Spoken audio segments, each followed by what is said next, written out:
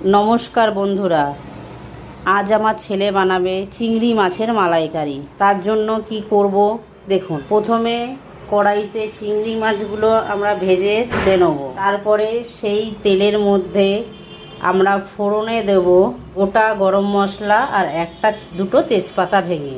এরপর সেই তেল যখন গরম হয়ে যাবে তার মধ্যে আমরা ছাড়বো পেঁয়াজ পেস্ট করে। তারপরে আবার পেঁয়াজটাকে নাড়াবো কিছুক্ষণ, এর কাঁচা গন্ধটা যতক্ষণ না যায়। এরপর পেঁয়াজটা আমাদের নাড়ানো হয়ে গেলে, কাঁচা গন্ধটা পেঁয়াজের দূর হয়ে গেলে এর মধ্যে আমরা দেবো আদা, রসুন আর কাঁচা লঙ্কা বাটা।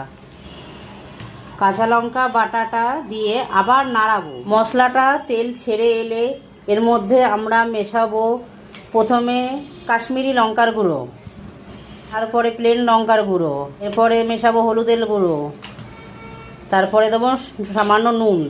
আপনারা যতটা পরিমাণ নুন খান ততটা দেবেন। এরপরে মিশিয়ে দেবো চিনি দিয়ে সমস্ত মশলাটা আমরা আবার নাড়াবো। মশলাতে তেল ছেড়ে দিলে এবার আমরা দেবো টমেটো পেস্ট করে। একটা টমেটো আমরা পেস্ট করেছি, সেই টমেটো পেস্টটা দিয়ে দেবো মশলার মধ্যে, দিয়ে আবার কিছুক্ষণ নাড়াবো।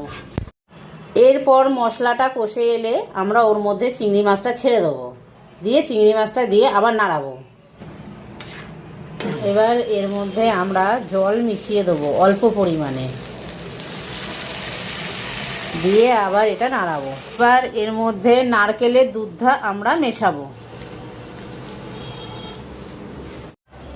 এরপর দেখুন আমাদের ঝোলটা একদম কষে এসেছে। তো নামাবার আগে আমরা এর মধ্যে একটু ঘি মিশিয়ে নেব আর দেব সামান্য গরম মশলা। দেওয়ার পর এই দেখুন আমাদের রেসিপিটা ফাইনাল লুক।